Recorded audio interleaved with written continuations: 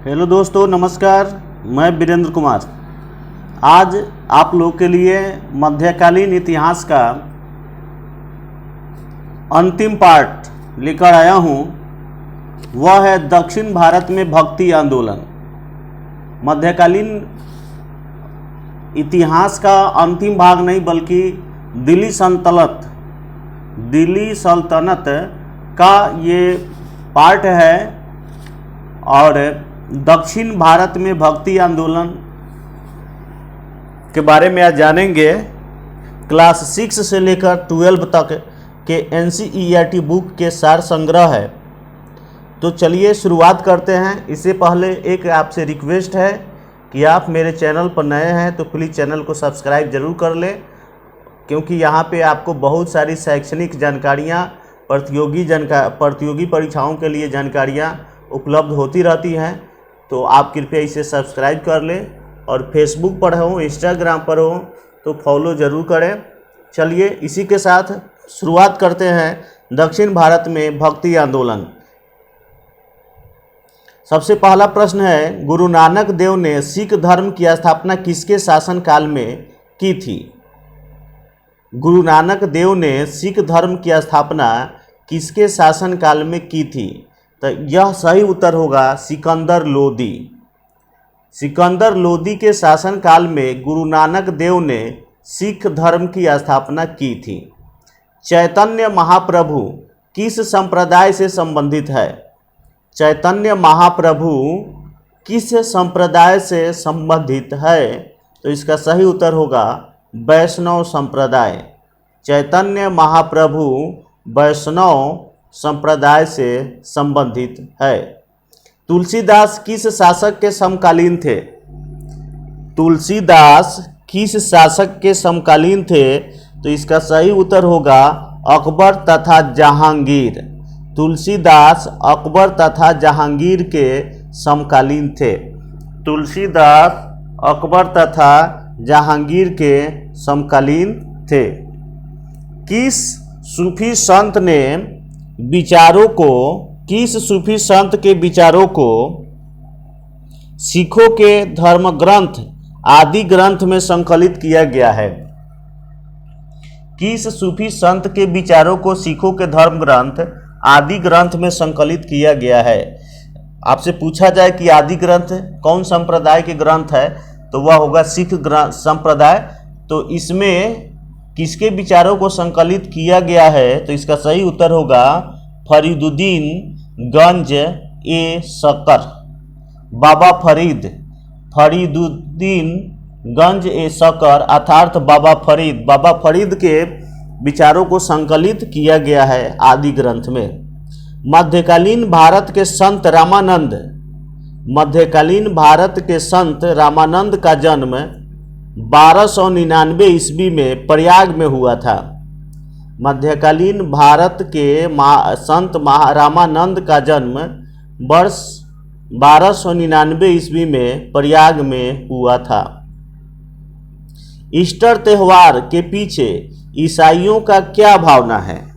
प्रश्न आपसे ऐसे भी पूछा जा सकता है कि निम्नलिखित में ईसाइयों का कौन सा पर्व है? तो ऑप्शन में ईस्टर त्यौहार भी हो सकता है।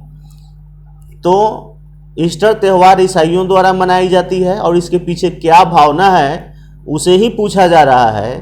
तो सूली पर लटकाए जाने के बाद इसी दिन ईसा मसीह पुनर्जीवित हुए।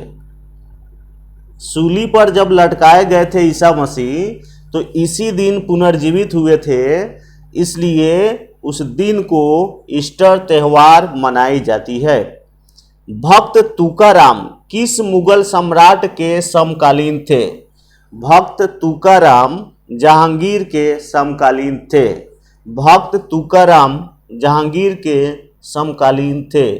भक्त तुलसीदास किस शासक के समकालीन थे? तो अकबर और जहांगीर। लेकिन तुकाराम किस सम्राट के समकालीन थे? तो जहांगीर के। भारत में चिश्ती सूफी मत को किसने स्थापित किया?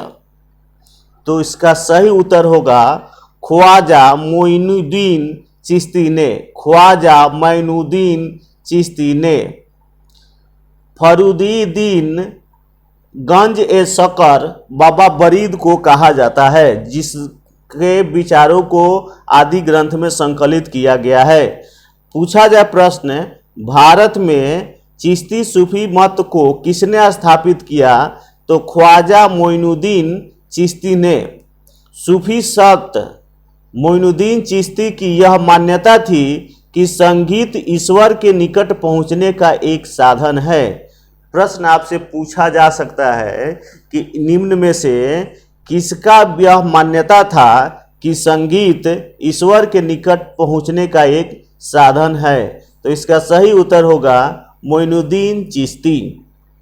ईश्वर केवल मनुष्य के सद्गुण को पहचानता है तथा उसकी जाति नहीं पूछता।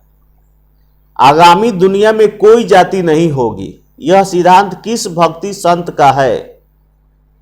ईश्वर केवल मनुष्य के सद्गुण को पहचानता है तथा उसकी जाति नहीं पूछता।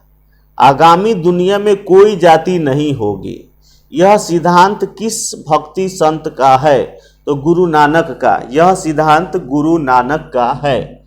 रामचरितमानस नामक ग्रंथ के रचयिता कौन हैं? तो इसका सही उत्तर होगा तुलसीदास।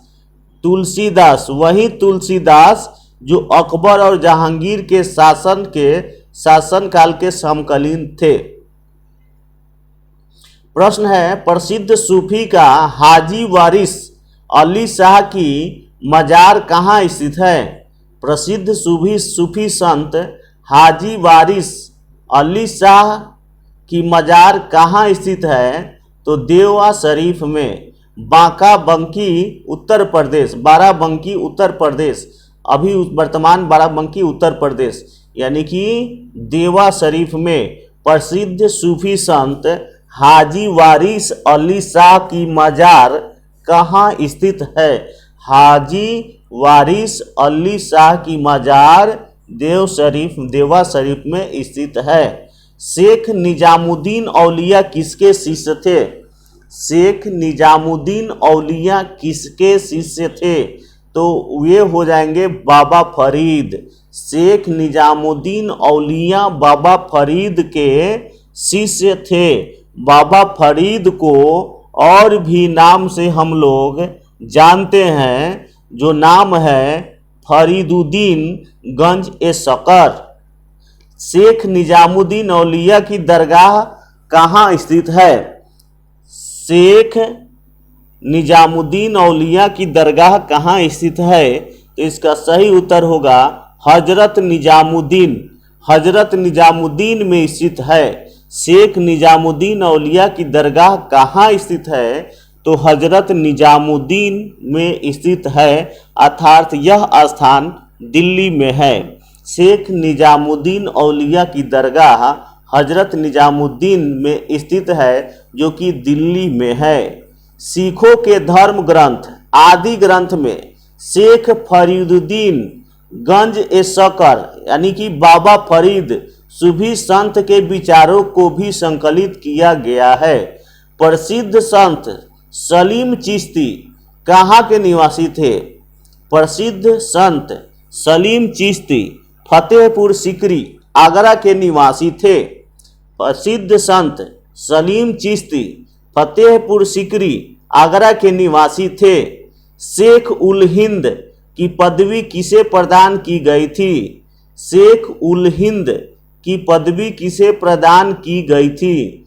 तो शेख उल हिंद की पदवी शेख सलीम चिश्ती को प्रदान की गई थी। शेख उल हिंद की पदवी किसे प्रदान की गई थी? शेख उल हिंद की पदवी शेख सलीम चिश्ती को प्रदान की गई थी। ईसा मसीह का जन्म कहाँ हुआ था? तो ईसा मसीह का जन्म बेथलहम में हुआ था, जो कि वर्तमान में फिलिस्तीन है। ईसाइयों द्वारा गुड फ्राइडे इसलिए मनाया जाता है क्योंकि इस दिन ईसा मसीह को सूली पर चढ़ाया गया था। गुड फ्राइडे को ही ईसा मसीह को सूली पर चढ़ाया गया था। और ईस्टर त्यौहार जिस दिन सूली पर जिंदा हो गए ईसा मसीह, उस पुनर्जीवित हुए, इस खुशी में ईस्टर त्यौहार ईसाइयों द्वारा मनाई जाती है। अगला प्रश्न है, सूफीवाद सिलसिले में कौन सा सिलसिला संगीत के विरुद्ध था? तो नक्शबंदी। सूफीवाद सिलसिले में कौन सा सिलसिला संगीत के विरुद्ध था? तो नक्शबंदी जो था संगीत के विरुद्ध था। किस सूफी संत ने किसने कृष्ण को औलियों के रूप में माना था? किस सूफी संत ने किसने कृष्ण को औलिया के रूप में माना था? तो शाह मोहम्मद गौस ने कृष्ण को औलिया के रूप में माना था। कृष्ण को औलिया के रूप में शाह मोहम्मद गौस ने माना था। 12 मासा के रचयिता कौन थे? 12 मासा के रचयिता मलिक मोहम्मद जयसी थे। दारा शिकोह द्वारा लिखित सिर-ए-अकबर शीर्षक के अंतर्गत उपनिषदों की फारसी अनुवाद किया गया था। दारा शिकोह द्वारा लिखित सिर-ए-अकबर शीर्षक के अंतर्गत उपनिषदों का फारसी में अनुवाद किया गया था। कृष्ण जीवन परक प्रेम वाटिका काव्य की रचना किसने की थी? कृष्ण जीवन परक प्रेम वाटिका काव्य की रचना रसखान ने की थी। कृष्ण जीवन परक प्रेम वाटिका काल की रचना रसखान ने की थी। निजामुद्दीन औलिया ने भेंट करने से किस सुल्तान से इनकार कर दिया? निजामुद्दीन औलिया ने भेंट करने से किस सुल्तान से इनकार कर दिया? तो इसका सही उत्तर होगा अलाउद्दीन खिलजी। निजामुद्दीन औलिया ने अलाउद्दीन खिलजी से भेंट करने से इनकार कर दिया। आदि शंकराचार्य द्वारा स्थापित 4 पीठ, श्रृंगेरी पीठ जो मैसूर में है, राज्य कर्नाटक के मैसूर में है। श्रृंगेरी पीठ कर्नाटक के मैसूर में स्थित है। गोवर्धन पीठ उड़ीसा के पुरी में उपस्थित है। गोवर्धन जो कि बलभद्र और सुभद्रा की देवी की पूजा की जाती है। गोवर्धन पीठ उड़ीसा के पुरी में स्थित है। वहीं अगर हम बात करें शारदा पीठ गुजरात के द्वारिका में स्थित है। शारदा पीठ गुजरात के द्वारिका में स्थित है। वहीं अगर बात करें ज्योतिष पीठ जो कि विष्णु को समर्पित है, ज्योतिष पीठ जो कि विष्णु को समर्पित है, उत्तराखंड के बद्रीनाथ में स्थित है। ज्योतिष पीठ उत्तराखंड के बद्रीनाथ में स्थित है।